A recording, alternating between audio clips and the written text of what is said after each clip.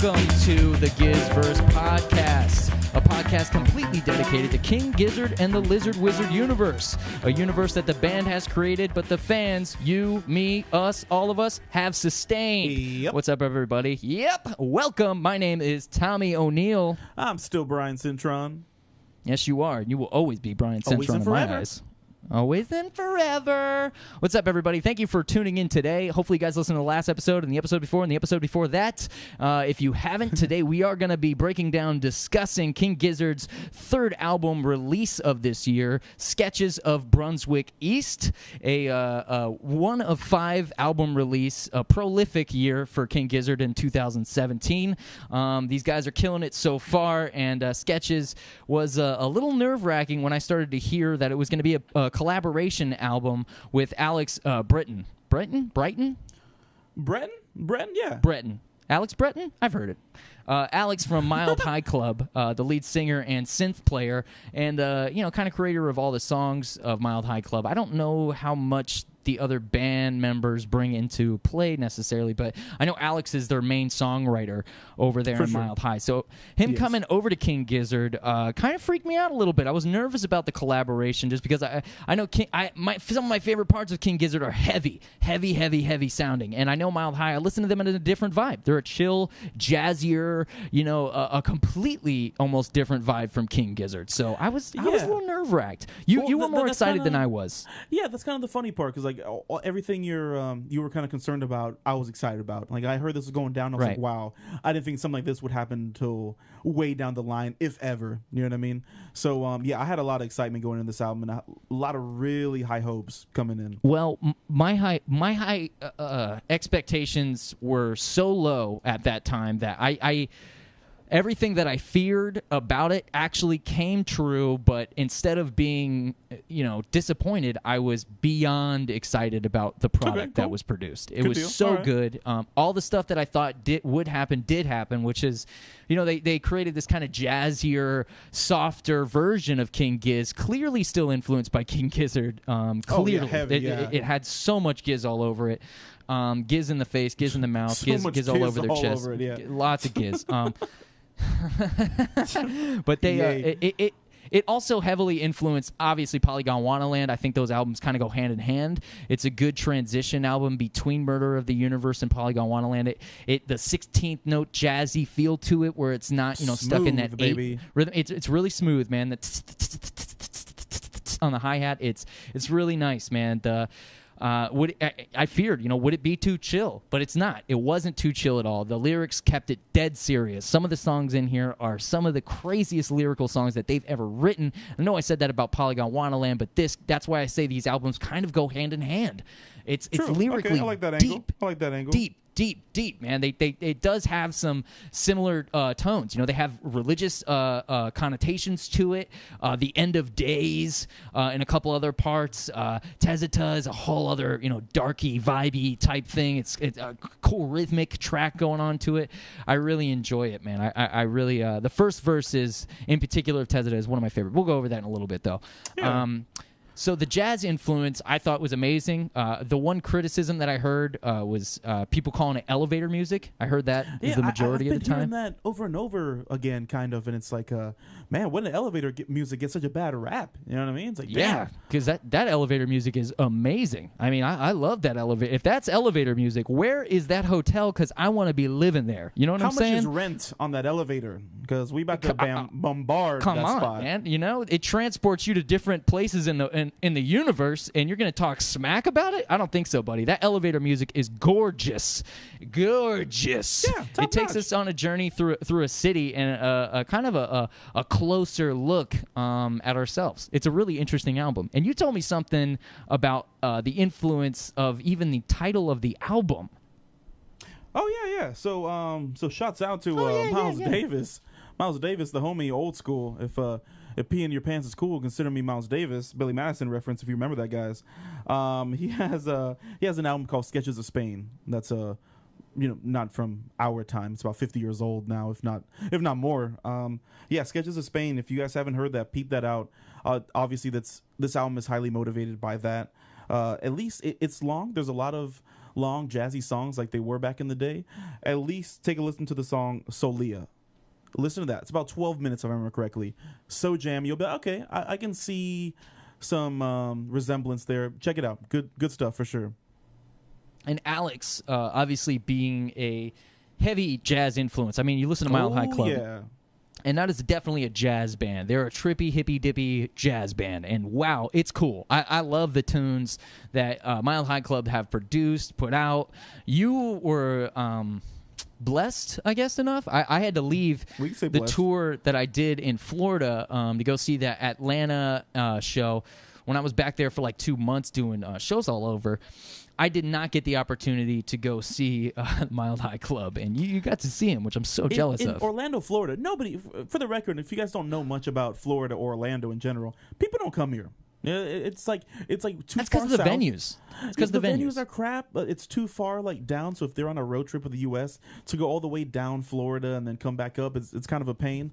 But They got to be making money to do it. They got to be making money to do it. And the beautiful gentleman from Mile High Club came out and rocked it out. It was definitely one of the coolest shows I've ever been to. Smooth as can be, man. So nice for sure.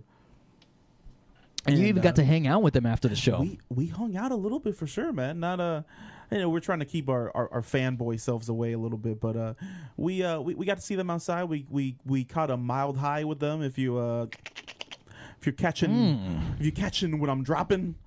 You know what I mean? Some cannabis. Well, I mean, we casually saw them outside of a bar that we frequent quite a bit, and I was like, "Hey, oops, this is some stuff I found or whatever," and we just kind of gabbed about some them, weird, light, greeny, leafy, pleasant thing.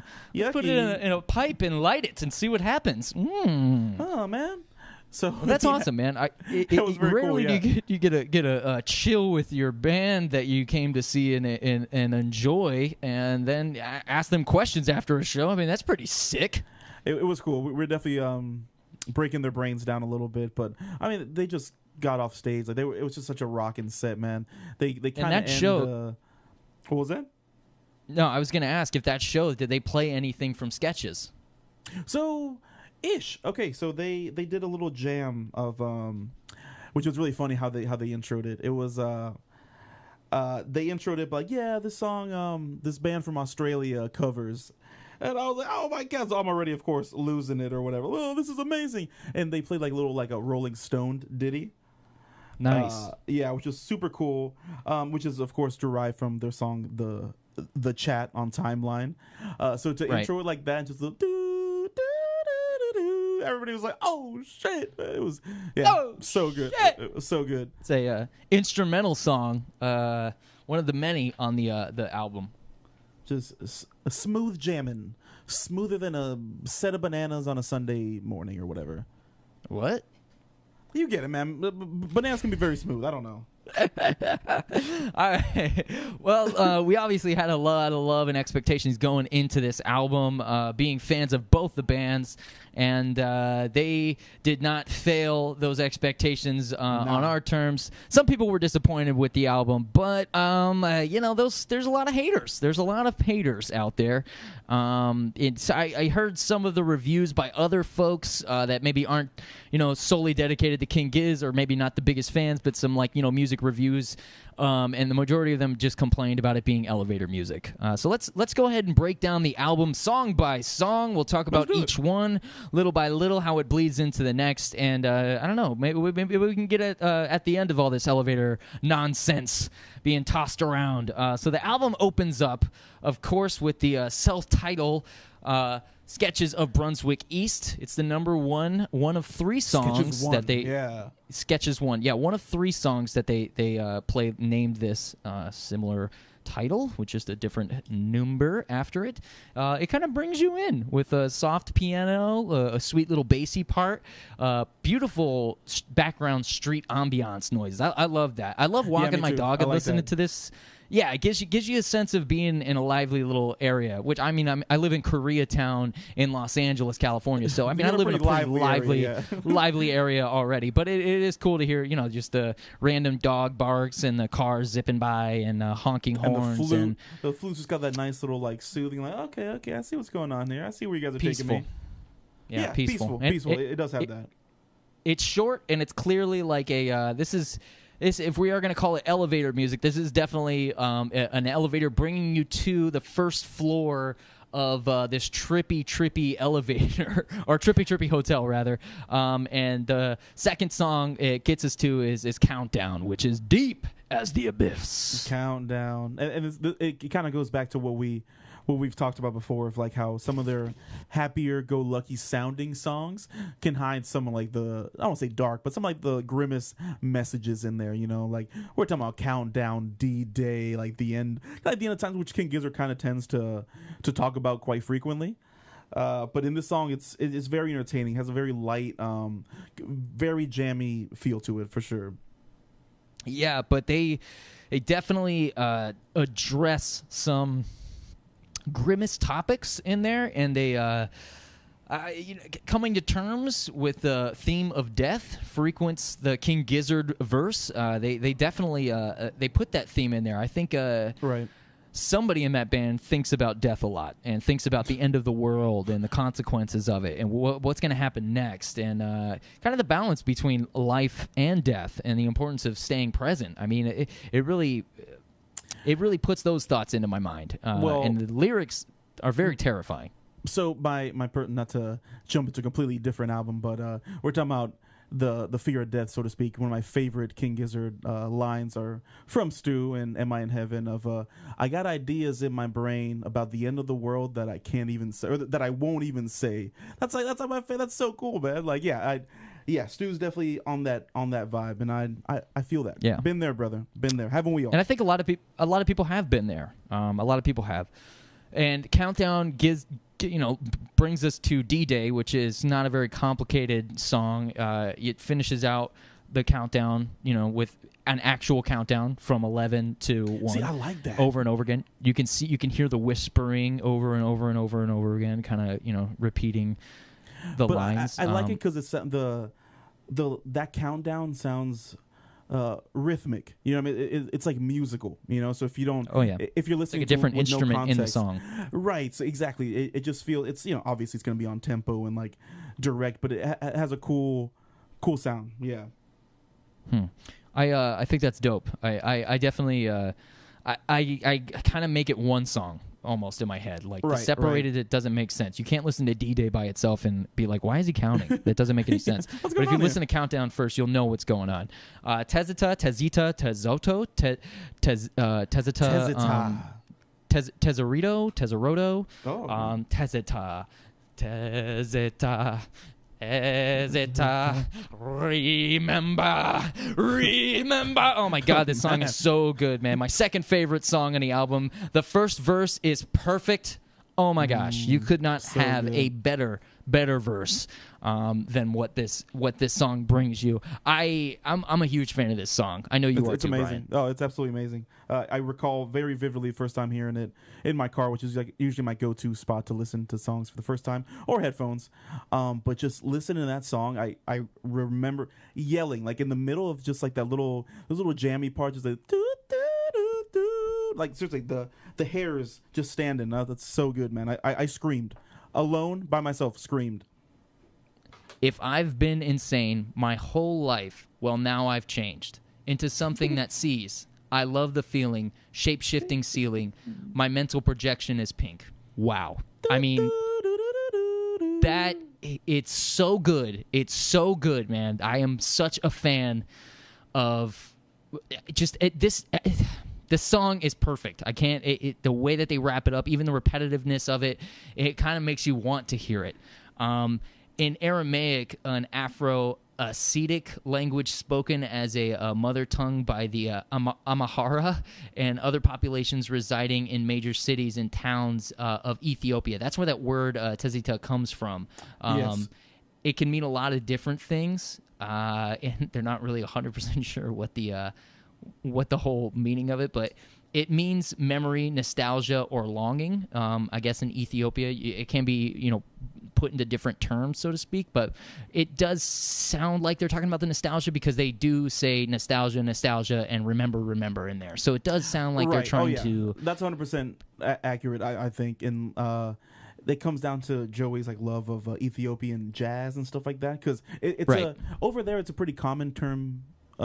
It's a pretty common term that they talk about. And it's almost like poking fun at people that have too much nostalgia of just kind of living in the past a little bit and just like trying to bring that up a lot. So this song just segues that so nice, man. This is a masterwork in my opinion. I like it quite a bit. Yeah, me too. Especially when you get the narrating voices coming on there. The "Come Here, Girl, Who Are You? I Am True Perspective." That's a really cool. Yeah, that's a really cool additive to it. The "Come Here, Boy, Are You God? I Am That Which I Am." That's obviously a nod to Christian folklore, I guess we're gonna call it. That's an obvious nod to that because that's in the Bible. So I am that which I am. Yeah, God says that. So really interesting. Yeah, and then finishing off with, do you remember now what? Yes, I do. Mm-hmm. This is my altered plan. Very interesting stuff. And Cranes, Planes, and Migraines, the instrumental, I enjoy it, but to an extent. I love this tune, man. I wrote down the other day, this is my favorite minute 15 of the album, man. Maybe because it's so short, it's easy to say, but I love this, man. Like, there's no way I'm never, honestly, any of these tracks, but I'm never skipping that one, man. I love this little tune. Yeah, it's a good one, man. It's just not my favorite, and I don't like the quickness of it. Personally, I'm going to tread lightly here, but these tracks, I feel like some of them could be either a part of another song or put together or something to that degree. But I understand that they are trying to do a theme here, and it is important to remember that in my criticisms because I'm not trying to come down on the theme. I love the theme of the album, so how can I be too mad at the way they did it? And the Cranes, Planes, and Migraines kind of falls in that weird category of the instrumental. It's necessary, totally, but we could have put that at the end of Tezita or the beginning of The Spider and Me. And I don't know. I enjoyed it, but to an extent. I think it links them up very, very nicely. The little drum parts are cool.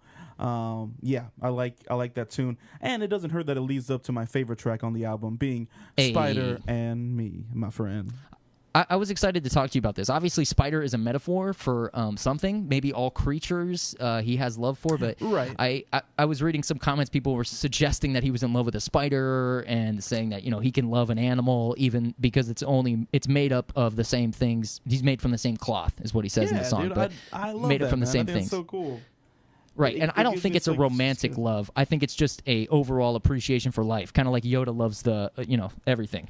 Well, yeah. Well, I mean, this is coming from a band that most of the dudes are vegetarian in. So yeah, man, I definitely, I don't think it's necessarily. Oh, I didn't even look at it from that angle. That's a very good point. That's a very, very, very good point. The like spider is, I mean, that's the example, but the spider is, referring to just animals in general, man. Like I've literally the other day, I was a spider in my house that maybe in the past I would have stepped on or something. I didn't. I grabbed a piece of paper, had to let him go because of this song. Like it's just good, man. It makes you. Because it's true, and I don't have this written down, so don't kill me if I quote this incorrectly, but am I a hippie if I have this love? We're made from the same stuff, cut from the same cloth. Like, dude, I don't disagree with that, and I'm a filthy degenerate that eats animals. You know what I'm saying? Like, I feel that. Like, I'm no better than anything else. I'm not, So I feel having that love and that perspective. It's really cool. This song puts me in a very, very good mood, and I'm excited talking about it. Like I'm going to bump this here in a little bit for sure. I love it. Yeah, I've been listening to this album nonstop for the last few weeks, just getting in preparation for it because I knew we were going to tackle it. So I did want to go back and forth and listen to it, and it is definitely one of my favorite songs on the album, 100%. I know we mentioned that we were going to discuss it pretty thoroughly. So. The next Sketches of Brunswick East #2, Back to the Streets, feels like kind of a movie, kind of the movie from the 30s. Yes, it has like an old timey feel for sure. that old time, kind of that old timey thing up front. Then you're back in the elevator, kind of to another place. It's taking you to another journey, and that one leads us to Dusk Till Dawn on Lagoon Street. Ligon Street, is that what it is? Oh man, I was calling it Lagoon. I'm such a moron. Dusk to Dawn on Ligon Street. Ligon. I mean, that sounds about right. I mean, up for debate, you know. I hate being stupid. It is the worst thing on the planet. I tell you what. That's the. No, you're all right, man. So come on, man. It's so bad. I can't read worth anything. It's so crazy. I have to look up stuff all the time to try to make myself better. But mean? hey, we're all on a journey trying to make ourselves better. But I love the bass line in this song. It's particularly my favorite bass line on the album. It kind of puts you to bed a little bit, you know. Then you wake up with the sun beautiful showing and the the cycling of the earth, so to speak. It really is a beautiful. And if you've ever watched, me and Brian have done this several times together because we have nothing else to do with our lives. But we've watched the sun go down, hung out with the moon all night, and then in the next morning we watched it come up. And we've done that a time or two for sure. Not romantically, but because we were not romantically, but because bromantically. Yeah. You know, if you're a little inebriated on certain perhaps substances, then sometimes maybe those substances can keep you up all night. And maybe you watch the sunset and then you watch the sunrise again and talk about King Gizzard the whole time, like we're doing right now. Dusk Till Dawn on Ligon Street is a great song, though. I really enjoy it. And obviously it's taking us to... Oh, and before we must mention that that's the track that they unleash the Cookie Monster himself on vocals. So you know how it holds a very special spot in my cookie-filled heart for sure. Yeah, did he write those lyrics? He did. Yeah, I think it was like a joint effort. But yeah, that is he's the first on that list of writers for that song. I saw that as well. My boy. The Book is the next song, which is vibing. I'm gonna go ahead and say is my favorite song on this album, hands down. And I'm not taking that lightly or anything at all. This song is just that good.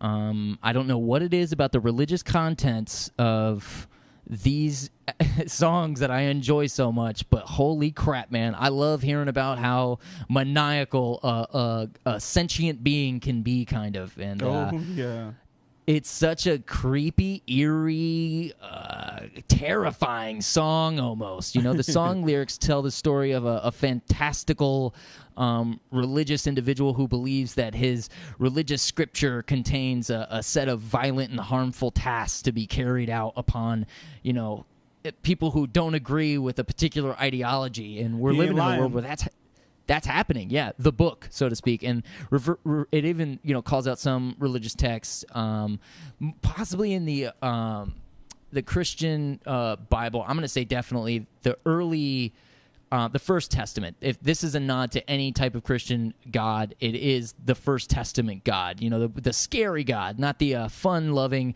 everybody can be a Christian God, but... Yeah, this one's more vengeful. You know, God gave me a sign. He put it in my glass of wine. A great theophany of what is that word? Theophany. What does that even mean? Theophany? Theophany. What does that mean? Yeah. Do you know what that word means? So I'm not looking at the moment. Theophany. Do you know what that word means? Something Anybody theoretical. out there? It's got to be something theoretical, like a theoretical thing. Or theology. I'm going to say theology based on the content. Sure. A great theology. He told me every sinner had to die. Oh man, that's just to start the song off. Every sinner had to die. There's no asking for forgiveness. There's no changing your mind. At this point, you just need to die. So I set up my sign and tell the passerby, we are a sacrifice. Like it or not, I live by the book. Wow, man. Terrifying intro. Kind of heavy duty. Yeah, it is kind of heavy duty, man. God gave me a knife and wrote seppuku.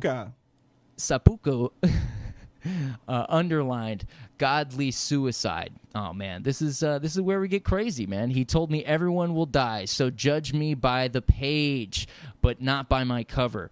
You'll learn more with age. Like it or not, I live by the book. Wow, man. These are good, dude. That's insane shit, man. That's so good.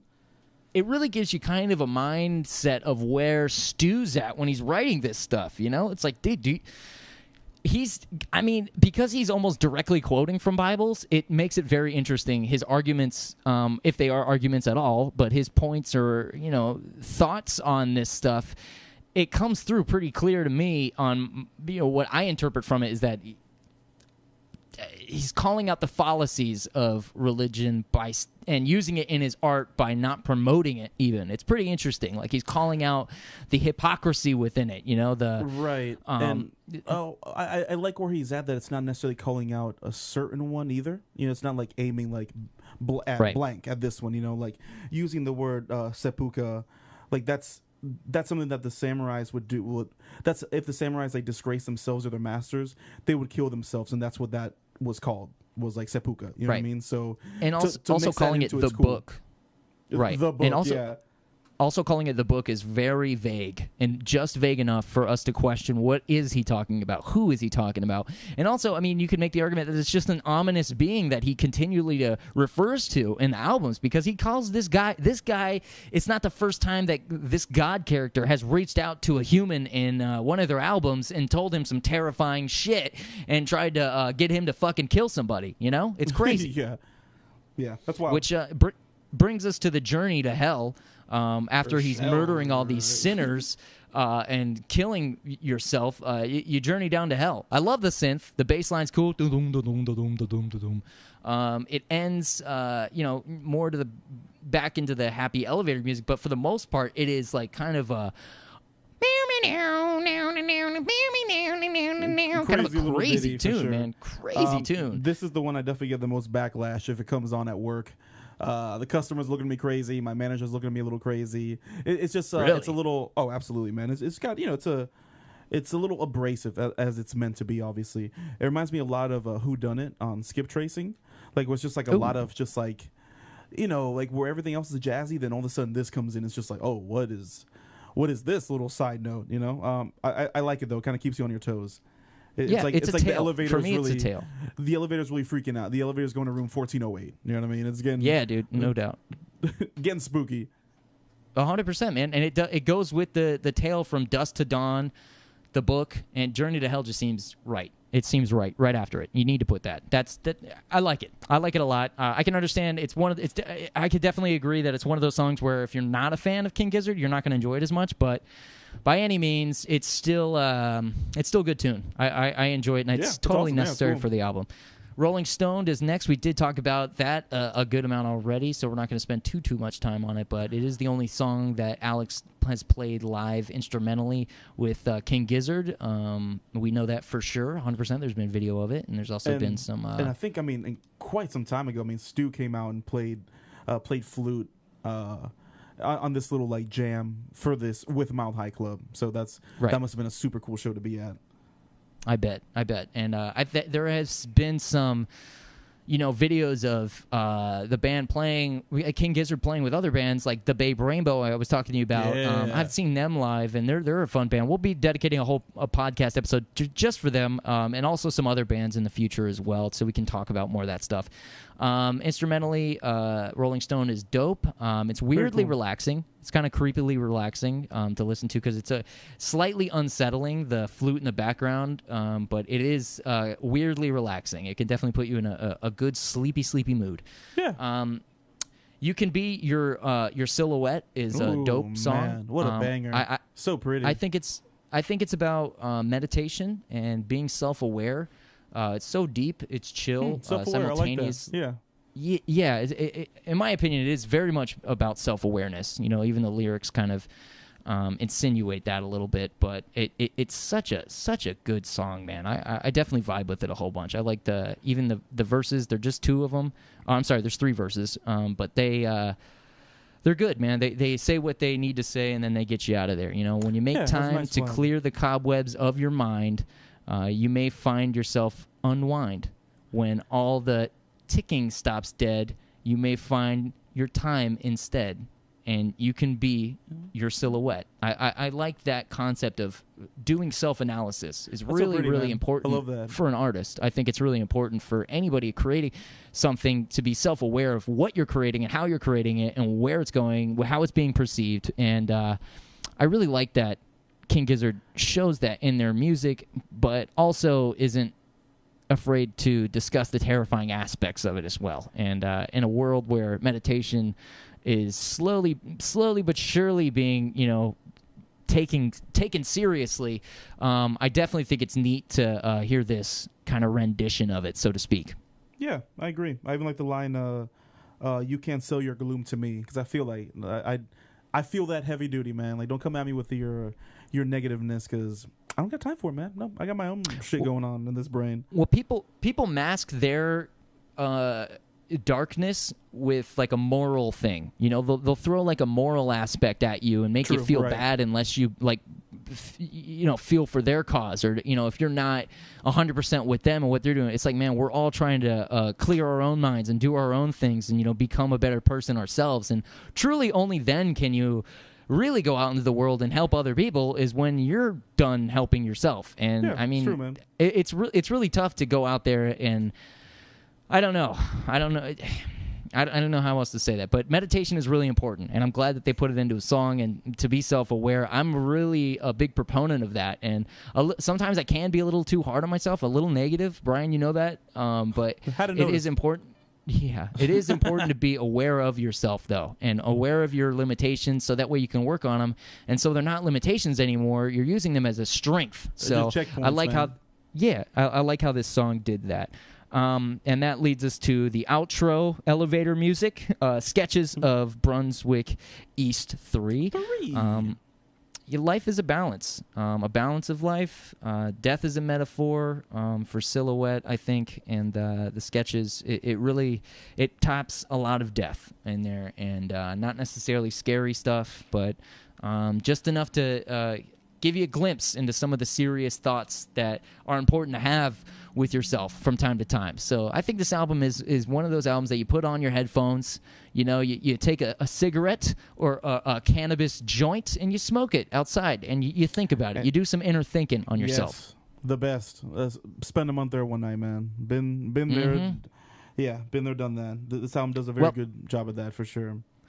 We've been chatting for a little over 30 minutes. We've been trying to keep these for 30 minutes, but it looks like we're going to be bumping into the 40-minute zone here soon. We do have to get out of here. Our friendly people at Orlando Studios, who are helping us again record this episode. Thanks, you guys. Shout out to you. Have helped us. We do want to we try to give a balanced view. We've told you guys how much we like the album. Now we're going to tell you some stuff that maybe we didn't like about the album. This album was...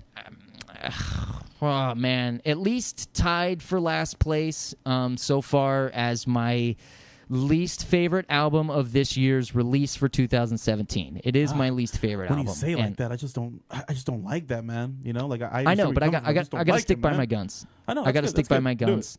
Yeah, I gotta give a diverse opinion here. Don't get me wrong, guys. I am a giant fan of King Gizzard.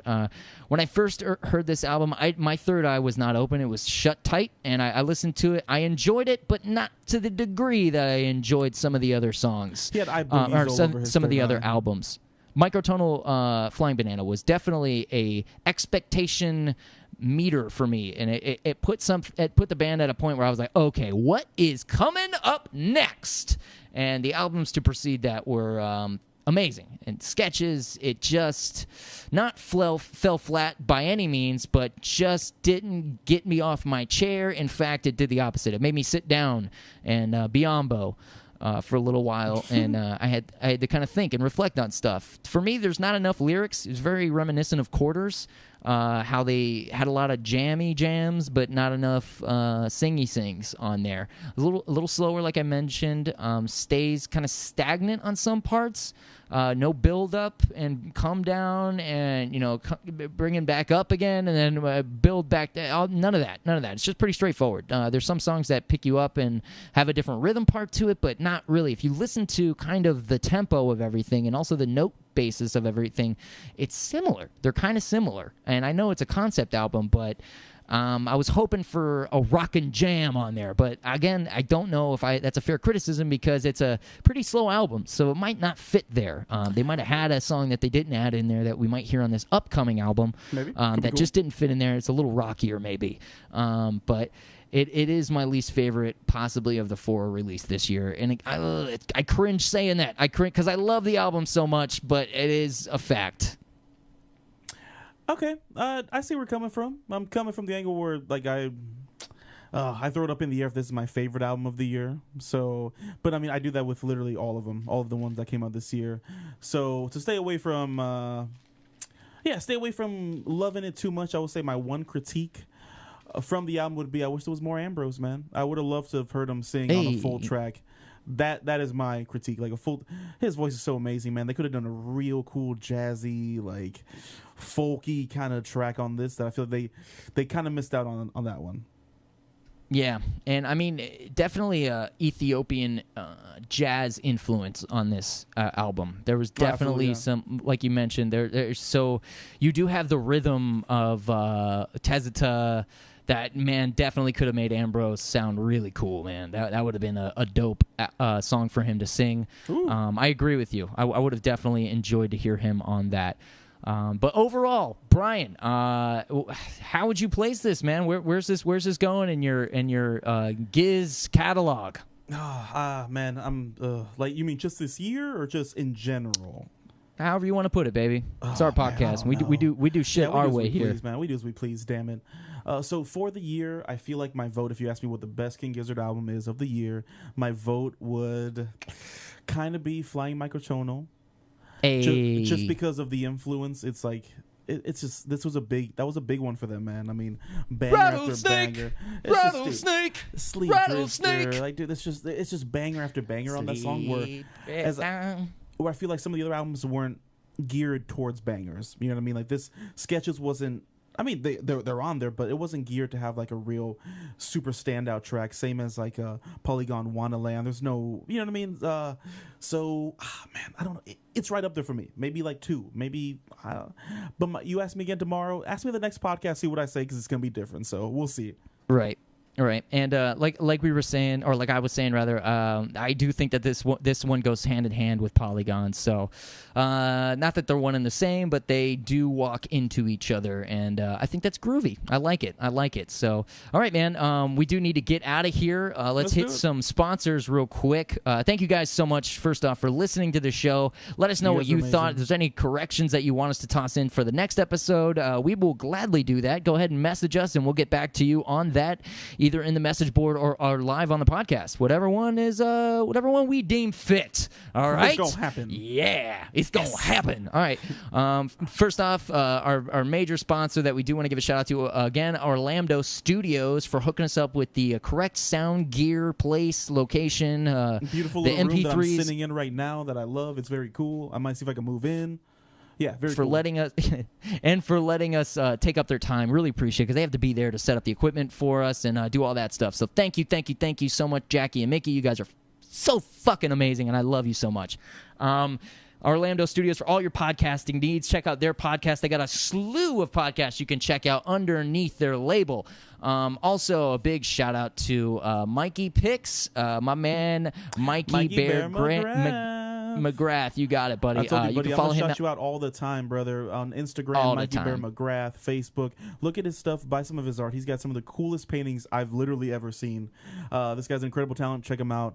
Let's do this. Let's keep pumping out some GizzVerse podcast stuff too. We gonna keep this roll moving. This labor of love, as I like to say so much. We love you guys, man. Tommy, you love him. We love him. Let's keep this going, yeah, man.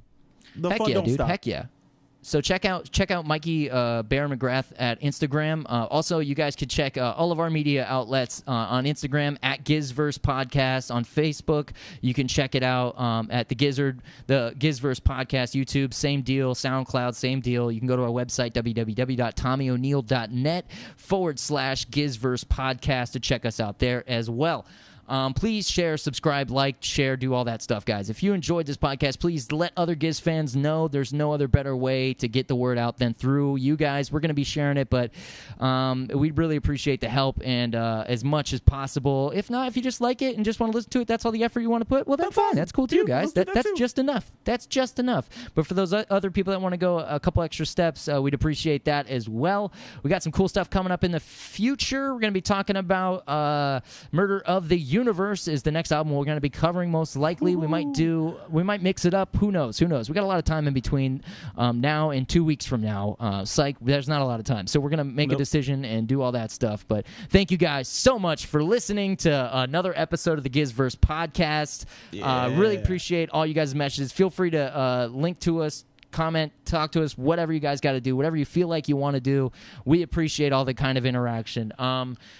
Thank you, guys. This is the GizzVerse podcast. My name is Tommy O'Neill. I'm Brian.